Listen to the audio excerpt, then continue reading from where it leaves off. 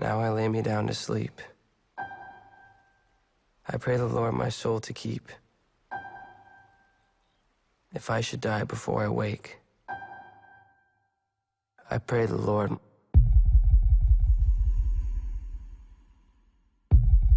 my soul to take. No! Please! No!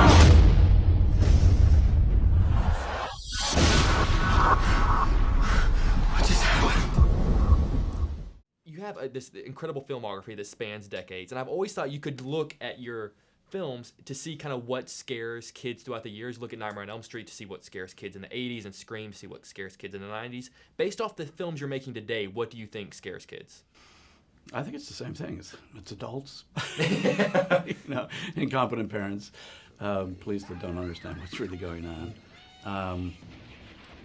I think not knowing, quite what the limits of the human being are as far as being threatening, being shocked by somebody that wants to kill you, for instance, when you kind of think you're living in a perfect little town. So in that sense, it's similar. Is it getting harder to scare kids nowadays? Well, I think you can't just heap on the blood, and we've gone through a whole period of sort of torture porn, so there's no way to shock people that way. My approach is to go in a totally different direction. Actually, with My Soul to Take, it's very much of a coming of age film within the horror context. So it's as much about family and friendship and so even humor as it is about terror and slashing, although those things are in it too. Mm-hmm. My name is Adam Hellerman, but everyone calls me Bug. I live in Riverton, Massachusetts, a small town notable for fishing, tourism, and the Riverton Ripper. The Ripper was killed 16 years ago today, the very night that 7 of us here were born. Some say we share more than just a birthday. Now that you're at that point in your career where remakes are being made of a lot of your classic films, I know you were involved in a lot of them with The Hills Have Eyes and Last House on the Left, but then you weren't involved in The Nightmare on Elm Street. Is that the one movie you wish hadn't been remade? I mean, what qualifies as one of your movies you want to see remade? Well, what qualifies is actually whether I have any ownership in them or not. So the first 2 pictures that I made with friends, and we ended up owning the rights to it after 30 years, so that's why those were remade by us. And Nightmare on Elm Street, I had no control over it. I have to admit, I was not a big fan of the Nightmare on Elm Street remake. Is that something that you're hearing a lot from fans who are close to the original? Something to that fact, yeah. They found Jay Chan in the river this morning. He's dead. Pray for our souls, Bug. He's coming. Hello? There's been no clue as to who this killer might be. If he was evil enough, somebody you thought was dead come back alive? Souls live on.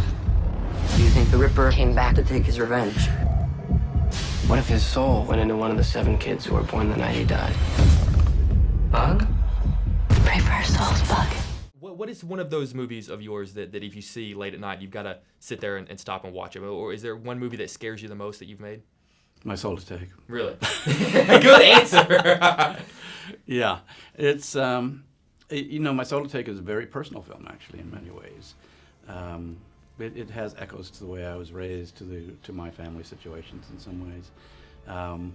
And it's scary, I think, on a very deep level, because it goes down to the soul level. And in that sense, it's very complexly scary, as well as it is kind of interesting and has a great warmth to it, too, I think. Can I ask what family issues you brought into the movie? Well, my father died when I was very young, so he was a mystery to me, actually, to my brothers and sisters, too. So, and he was a bit scary. He wasn't a monster, but, my memories of him are kind of being scared of him.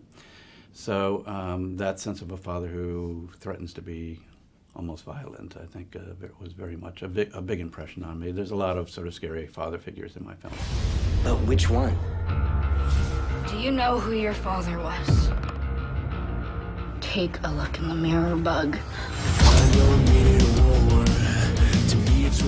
Now that we've hit October and that the Halloween festive thing is coming up, how does Wes Craven spend his Halloween night? I usually stay in and have tea. Really? That is not what you would think as the master of horror. Most people, I'm sure, have this image of all these incredible, scary things that you're doing on Halloween night. Yeah, I know. I'm very disappointing to my fans in that way. Should they come and meet you? Because you're such like a warm and nice guy. Do people come up to you and they're like, well, like you're not who I expect? Yes, my whole life. And it's not what I expected. You know, I didn't expect to be doing scary movies. So in a sense, that's been kind of a hobby of mine. A lot of my interests are, you know, outside of genre films, frankly. I like them and I can make them very well. But I have a lot of other interests too. But I have this gift for scaring people, so kind of made a life work out of it and expanded it in a way that has been very interesting to me and I think to my fans too. You killed people, Bug. Not that I can remember.